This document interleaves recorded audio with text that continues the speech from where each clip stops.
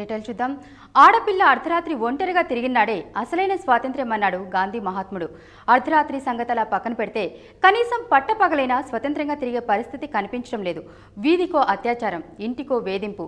6 ఏళ్లు, 16 ఏళ్లు, 60 ఏళ్లు ఇలా అన్ని వయసుల వాళ్ళు మృగాళ్ల ఆగడాలకు బలవుతున్నారు. కొందరైతే మతిస్థిమితం కోల్పోయి లోకాన్ని మరిచారు. బతుకుబండిని అతి కష్టంతో లాగుతున్నారు. మనుషుల రాక్షసత్వానికి గురై నరకాన్ని చూస్తూ కస్తూర్బా గాంధీ ట్రస్ట్లో ఆశ్రయం పొందుతున్నారు కొందరు స్త్రీలు. అంతర్జాతీయ మహిళా దినోత్సవం సందర్భంగా అభాగ్యులుగా మారిన కొందరు అబలలపై జెమిని న్యూస్ స్పెషల్ ఫోకస్.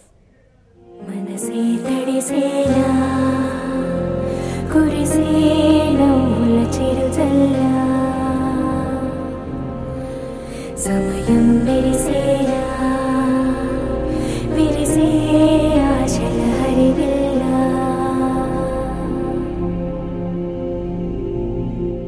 కంటికి కనబడు ప్రాణమా గుండెకు వినబడు మౌనమా.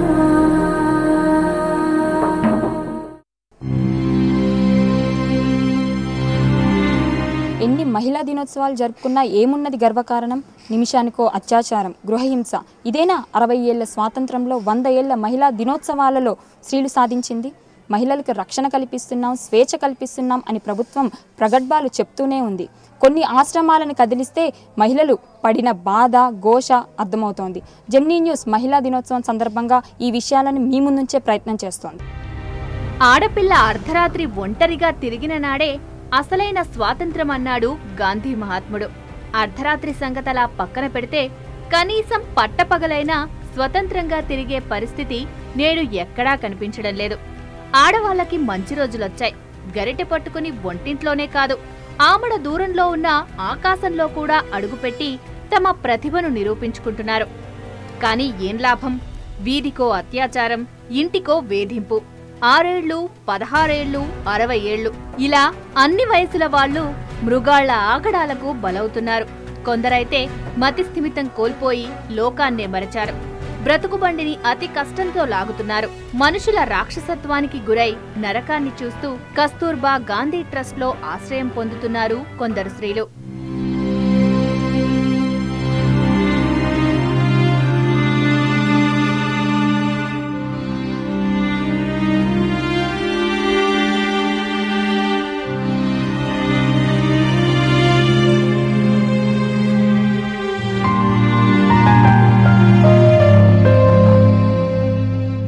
అంతర్జాతీయ మహిళా దినోత్సవం సందర్భంగా అభాగ్యులుగా మారిన కొందరు అబలలపై జెమిని న్యూస్ స్పెషల్ ఫోకస్.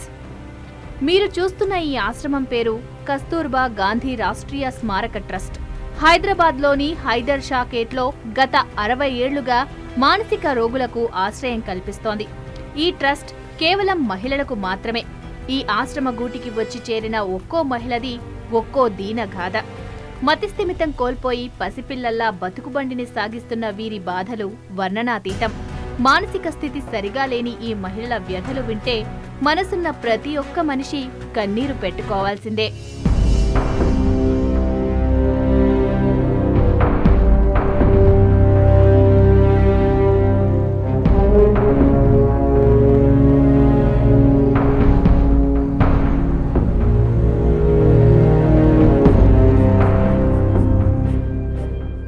ఇక్కడ కనిపిస్తున్న ఈ అమ్మాయి పేరు భావన.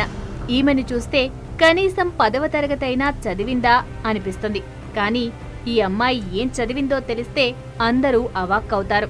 భవిష్యత్తులో పెద్ద ఇంజనీర్ కావాలనుకుంది. తన కలను నెరవేర్చుకోవడానికి ఇంజనీరింగ్ కంప్లీట్ చేసింది. ఇదే క్రమంలో కాలేజ్లో చదివే రోజుల్లో భావన కొన్ని క్రూర మృగాల చేతిలో గ్యాంగ్ రేప్ కు గురైంది. అంతే, అప్పటినుంచి మతిస్థిమితం కోల్పోయింది. కానీ మగవాళ్ళెవరైనా కనబడితే అగ్గి మీద గుగ్గిలంలా మారుతుంది, అసహించుకుంటుంది. నిద్రపోయే సమయంలో ఎప్పుడైనా తనకు జరిగిన అన్యాయం గుర్తొస్తే ఉలిక్కిపడి లేస్తుంది. ఇక పగలైతే ప్రతి క్షణం ఆ సంఘటనే కళ్ల ముందు కనబడుతున్నట్టు భయపడుతుంటుంది. భావనకు ఇప్పుడు మతిస్థిమితం లేకపోయినా నిద్రపోతే ఆ దారుణం ఎక్కడ గుర్తొస్తుందోనని సరిగా నిద్రపోవడమే మానేసింది. ఇంతటి కీచకానికి ఒడిగట్టిన ఆ రాక్షసులపై పోలీసులు కనీస చర్యలు కూడా తీసుకోలేదు.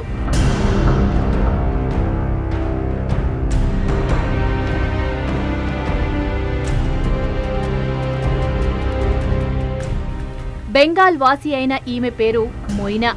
ఇదే ఆశ్రమంలో ఉంటున్న ఇంజనీరింగ్ చదివిన భావనది ఒక కథ అయితే మొయినాది మరో చీకటి కథ. ఎవడో దుర్మార్గుడు తనని మోసం చేసి మోజు తీరాక గర్భవతిని చేసి వదిలేశాడు. ఆ తరువాత ఏం జరిగిందో వింటే ఎంతటి కఠిన హృదయమైనా చివుక్కుమంటుంది. మతిస్థిమితం కోల్పోయి గర్భవతి అయిన మొయినా బెంగాల్ రోడ్డు మీదే ప్రసవించింది. ఇది గమనించిన ఆంధ్రప్రదేశ్ న్యాయవాది బాధితురాలిని అక్కున చేరదీశాడు. హైదరాబాద్ తీసుకువచ్చి కస్తూర్బా గాంధీ ట్రస్ట్లో చేర్పించారు.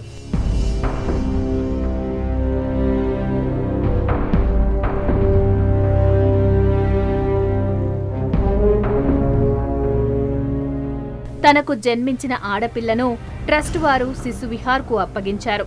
ఇదే సమయంలో ఆశ్రమంలో ఉంటున్న మరో మానసిక రోగి నూరేని తన బిడ్డగా భావించింది మొయినా.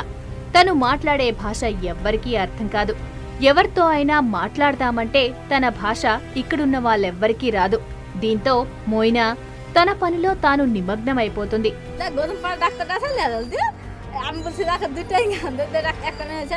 కానీ తన కూతురులా భావించే నూరేని ఎవరైనా ఏమైనా అంటే మాత్రం ఊరుకోదు. సందేహం లేకుండా వారికి చీవాట్లు పెడుతుంది. ఇలాంటి హృదయాన్ని ఎవరు గాయపరిచారో ఎవరికీ తెలీదు.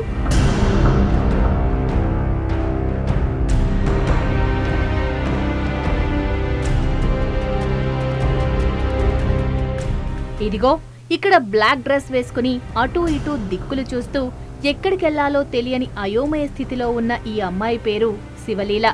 హైదరాబాద్లోని రాజేంద్రనగర్లో ఒంటిమీద దుస్తులు లేకుండా మతిస్థిమితం కోల్పోయి తిరుగుతూ ఉండేది. స్థానికంగా పనిచేస్తున్న అంగన్వాడీలు కొందరు ఈ అభాగ్యురాల్ని చూశారు. తీసుకువచ్చి కస్తూర్బా గాంధీ ట్రస్టుకు అప్పగించారు. అయితే శివలీల ఆరోగ్యాన్ని పరీక్షించిన వైద్యులు ఈమెకు HIV ఉందని నిర్ధారించారు. తల్లిదండ్రులు ఈ కారణంతోనే బాధితురాల్ని వదిలేశారని చెప్పుకునేవారు కూడా లేకపోలేదు. శివలీల మాత్రం తన తండ్రి RMP డాక్టర్ అని, తనది కృష్ణా జిల్లా అని, తనని ఎందుకు వదిలేశారో తెలియదని అందరితో చెప్పుకుంటుంది. నీ పేరు? డాక్టర్ గారి పాప. డాక్టర్ గారి పాప. పేరు? నీ పేరు? శివలీల. శివలీల. ఎక్కడి నుంచి వచ్చావు? నిజూరు నుంచి వచ్చాను. నిజూరు నుంచి. ఎక్కడ మీ వాళ్ళు ఎవరు రాలేదా ఇక్కడికి? మరి తీసుకొచ్చారు. మా నాన్నగారు హాస్పిటల్ హెల్త్ కండిషన్ వాళ్ళదని డాక్టర్ చూపించుకుందాం అనుకున్నాం. చూపించుకున్నామని వచ్చేసాను ఇక్కడికి. వచ్చావు. మళ్ళీ తీసుకెళ్లేదా? డాడీ తీసుకెళ్ళలేరు. చివరికి కన్నవారే పట్టించుకోకపోవడంతో ఇలా మానసిక రోగిలా మిగిలిపోయింది.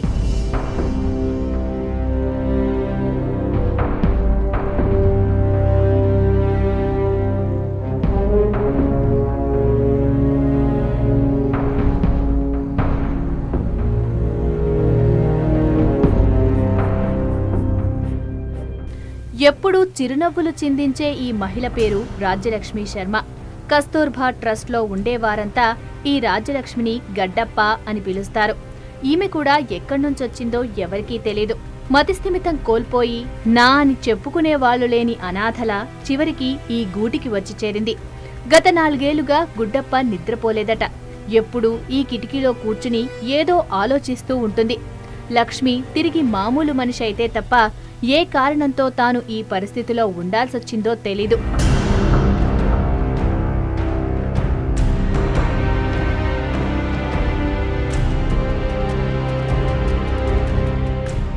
రాజ్యలక్ష్మి ఇంగ్లీష్లో రాసిన ప్రతి అక్షరాన్ని తప్పులు తడకలు లేకుండా చాలా చక్కగా చదువుతుంది. Gandhi and Mahatma Gandhi tourist university by Rajasekhara Reddy. ఈమె జీవితం ఇలా మారడానికి కారణమేంటో ఎవరికీ అర్థం కాని ప్రశ్న.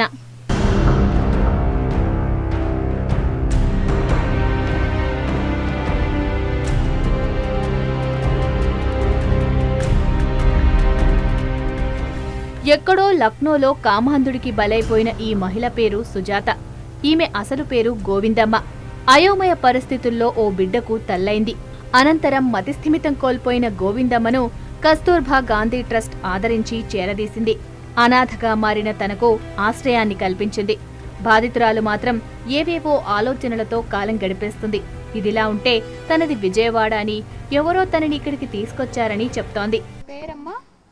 పేరు రాములమ్మ. సుజాత అంటున్నారుగా? సుజాతే. ఏం చేస్తావు నువ్వు ఇక్కడ? ఎలా చూస్తారు నిన్ను? రాజునే చూస్తున్నారు మేడం. ఆడుకుంటావా వీళ్ళతో అందరితో? ఆడుకోను. ఏం చేస్తావు పొద్దున్న సాయంత్రం దాకా? పని చేస్తాం. ఏమేం పని చేస్తావు? కసుపు ఎత్తేస్తాము, అవన్నీ రేకులు అవన్నీ ఎత్తేసి అక్కడ పెడతాం. బాగుందా ఇక్కడ నీకు? బాలేదా? పోవాలా మేడం, మా ఊరికి పోతా. ఏ ఊరు? విజయవాడ. విజయవాడ. లక్నో ఉన్నారుగా? మేము లక్కనో ఇటు సైడు సానేలే, విజయవాడ చేరినాం. మా డాడీ అక్కడ ఉన్నాడు.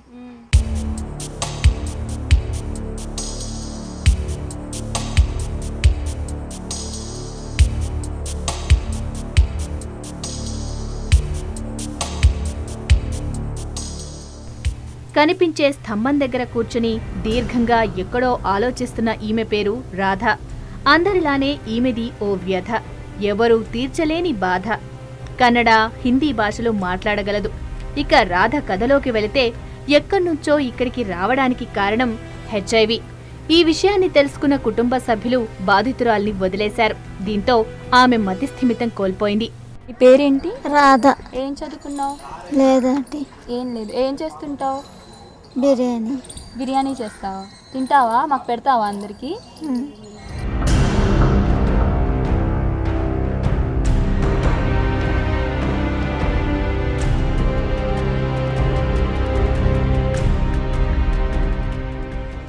హాయిగా ఉయ్యాల ఊగుతూ ప్రశాంతంగా కనిపిస్తున్న ఈ మహిళ పేరు మోయిని. ఎక్కడో అగ్ని ప్రమాదం జరిగినప్పుడు ఆ మంటల్లో చిక్కుకుపోయింది. అక్కడున్న వారెవరో గాంధీ ఆసుపత్రిలో చేర్పించారు. ఒళ్లంతా తీవ్రంగా గాయాలు కావడంతో మోయిని ఇక బ్రతకదని డాక్టర్లు తేల్చి చెప్పారు. చివరికి కస్తూర్బా గాంధీ ట్రస్ట్లో వదిలేశారు. బ్రతకదు అనుకున్న మోయిని చావుతో పోరాడి గెలిచింది. కానీ ఏం ప్రయోజనం? ప్రమాదం ఫలితంగా మతిస్థిమితం కోల్పోవడమే కాదు, గొంతు దగ్గర తీవ్రంగా గాయాలు కావడంతో మాట కూడా మూగబోయింది. ఇప్పటికీ గొంతుకు తగిలిన గాయం తీవ్రంగా ఇబ్బంది పెడుతుండటంతో ఆ బాధను భరించలేక తాను చనిపోతానని సైగ చేస్తూ ఉంటుందట. విధి ఆడిన వింత నాటకంలో మోయిని మతి కోల్పోవడమే కాదు, గొంతు కూడా మౌనం వహిస్తోంది.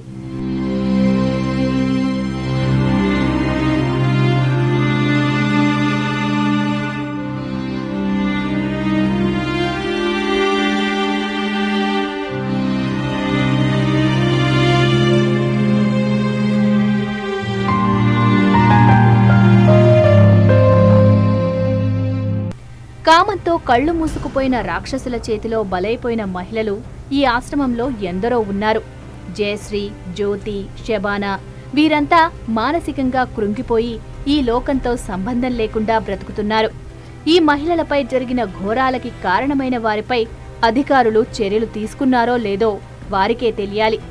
ఇలాంటి అనేక బాధలను భరించలేక ఎక్కడెక్కడి నుంచో ఈ కస్తూర్బా గాంధీ ఆశ్రమానికి వచ్చిన మహిళలు 56 మంది వరకు ఉన్నారు. వారంతా ఇక్కడికి చేరుకున్నాక వారి స్థితిగతులు కొంతవరకు మెరుగుపడుతున్నాయి.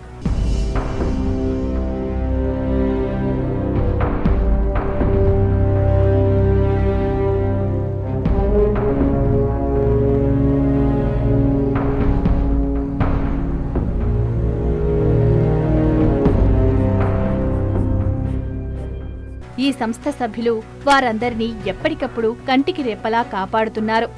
ఈ మహిళలందరినీ పసిపిల్లల్లాగా అపురూపంగా చూసుకుంటున్నారు. 60 ఏళ్ల క్రితం స్థాపించబడిన ఈ సంస్థ రాష్ట్రంలోని అనేక ప్రాంతాల్లో ఉండే స్త్రీలకు, చిన్నారులకు సేవా కార్యక్రమాలు చేస్తుంటుంది. మహిళలపై జరుగుతున్న అన్యాయాలు, వారిపై జరుగుతున్న అత్యాచారాలు ఆగాలని ఈ సంస్థ కోరుకుంటుంది. ఇక్కడ ఉండే పిల్లలు మెంటలీ సిక్ వాళ్ళు మొత్తము 56 మంది ఉన్నారు. మొత్తం స్ట్రెంత్ వచ్చి 118 మంది ఉన్నారు ప్రస్తుతం. అందులో 56 మందిలో 26 మంది పరిస్థితి చాలా దయనీయంగా ఉంటుంది. చాలామంది sexual abused, trafficked, rape victims ఇట్లాంటి పిల్లలు మా దగ్గరికి ఎక్కువగా వస్తుంటారు. మనం వాళ్ళతో మమేకమై పని చేయగలిగితేనే రికవరీ అవ్వగలుగుతారు. మేము అలా మెంటలీ సిక్ వాళ్ళని కూడా 11 మందిని మేము రీహాబిలిటేట్ చేయగలిగాము. ఇక్కడికి వచ్చిన వాళ్ళు ఏంటి మాకు జరిగిన అన్యాయం ఏంటనేది వాళ్ళు చెప్పలేరు.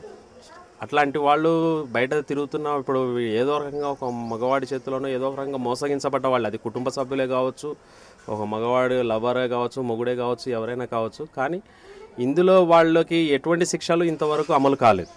ఇప్పుడు మా దగ్గర మాకు ఇక్కడ మేము చూస్తే మాకు నెలకు ఒక 2-3 కేసులు ఇట్లా వస్తూనే ఉన్నాయి. ఖచ్చితంగా చట్టాల్లో మార్పులు రావాలి, అట్లాంటి వాళ్ళని కఠినంగా శిక్షించాలి.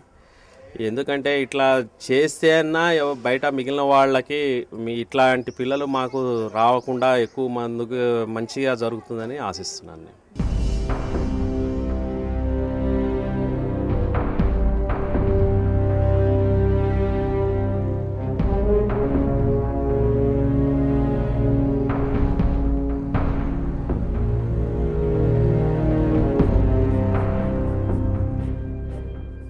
ఇక్కడున్న వారిపై జాలి చూపించకుండా ప్రేమానురాగాలను చూపించబట్టే చాలామంది మానసిక స్థితి మెరుగయి కొందరు తమ కుటుంబ సభ్యుల దగ్గరికి చేరువవుతున్నారని చెబుతున్నారు. ఉమెన్స్ డే సందర్భంగా నేను చెప్పేది ఒకటే, స్త్రీలు అసలు ఎవరన్నా సరే ముందు మన గురించి మనం ఆలోచించటం అనేది చాలా అవసరము. మనల్ని మనం ప్రేమించుకోవాలి. మన సెల్ఫ్ రెస్పెక్ట్, మన సెల్ఫ్ ఎస్టీమ్ చాలా ఇంపార్టెంట్. దానికి భంగం కలగకుండా మనం కొన్ని చిన్న త్యాగాలతో మంచి వాతావరణాన్ని సృష్టించుకోవచ్చు. మనల్ని మనం ప్రేమించుకుంటే ఆ ప్రేమ స్పందనలు మనం ఎదుటి వాళ్ళకు కూడా పంచవచ్చు. మొత్తం మనం చుట్టూ కూడా ప్రతిస్పందనలు, సత్సంగము, సత్సాంగత్యము సత్ఫలితాలను ఇస్తాయి. అంటే మనం మంచిగా ఆలోచించాలి, మన చుట్టూ ఉన్న వాళ్ళని మంచిగా ఆలోచింపచేయాలి. అంటే ఆ ప్రేమాస్పద వాతావరణాన్ని కలిగించాలి. గత కొన్నేళ్లుగా ఎన్నో మహిళా దినోత్సవాలు జరుపుకుంటున్నాం. ప్రతి ఏడాది ఇదే రోజున నాయకులు చేసే ప్రసంగాల్లో మహిళలు అంత సాధించారు, ఇంత సాధించారు, ఆ రంగాల్లో ముందున్నారు, ఈ రంగాల్లో అడుగిడుతున్నారని స్పీచ్ల మీద స్పీచ్లు ఇస్తున్నారే కాని నిమిషానికో మానభంగం, గృహహింసలు జరుగుతున్నా ఆ సమయంలో తప్ప మరే సమయంలోనూ నోరు మెదపరని మహిళా సంఘాలు అభిప్రాయపడుతున్నాయి. అర్ధరాత్రి ఆడపిల్లలు ఒంటరిగా తిరగడం కాదు కదా, కనీసం పట్టపగలు రోడ్డు మీద నడిచే స్వేచ్ఛ కూడా లేకుండా పోతోంది. ఆడవాళ్లు కూడా మనుషులే, వారికి ఓ మనసుంటుందని మనిషి రూపంలో ఉన్న కొందరు మృగాళ్లు తెలుసుకుంటే ఇలాంటి కన్నీటి వ్యధలు ఉండవనేది అందరి నమ్మకం. మనసే తడిసేలా కురిసేలా చిరుజల్లా సమయం విరిసేలా విరిసే ఆశల హరివిల్లా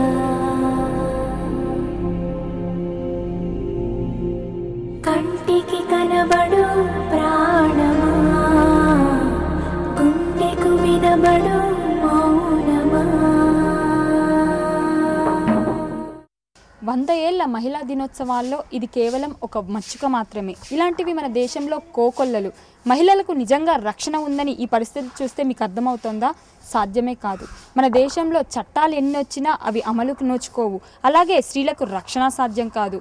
ఒకసారి మీరు ఆలోచించండి. చట్టాల్లో మార్పులు రావాలి, మనుషుల్లో మార్పులు రావాలి. అప్పుడే ప్రతి ఒక్క మహిళా దినోత్సవాన్ని ప్రతిరోజు ఒక పండుగలా చేసుకోగలుగుతోంది. కెమెరామెన్ సతీష్తో దీప్తి, జెమినీ న్యూస్, హైదరాబాద్. మనసే తడిసేలా కురిసేలా చిరుజల్లా సమయం విరిసేలా విరిసే ఆశల హరివిల్లా